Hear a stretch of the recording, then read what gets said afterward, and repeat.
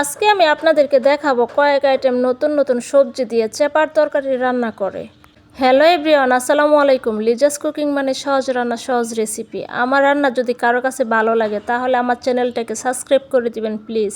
প্রথমে আমি সবজিগুলোকে কেটে ধুয়ে নিলাম। এখন আমি কড়াইয়ে পরিমাণ মতো তেল দিয়ে দিলাম। এখানে আমি পেঁয়াজ কুচি হালকা ভেজে নিব।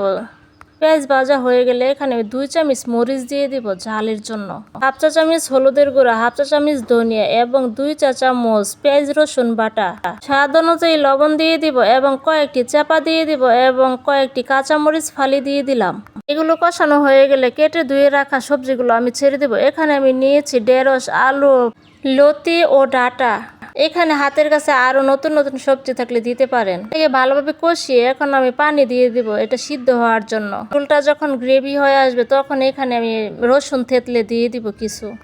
এটা পানি শুকিয়ে আসছে। এখন আমি এটাকে চামচ দিয়ে সুন্দর করে ভেঙে দিব যাতে একদম ভেঙে যায় সব কিছু। এখানে আমি ধনেপাতা ছড়িয়ে দেব। আমার রান্না হয়ে গেছে।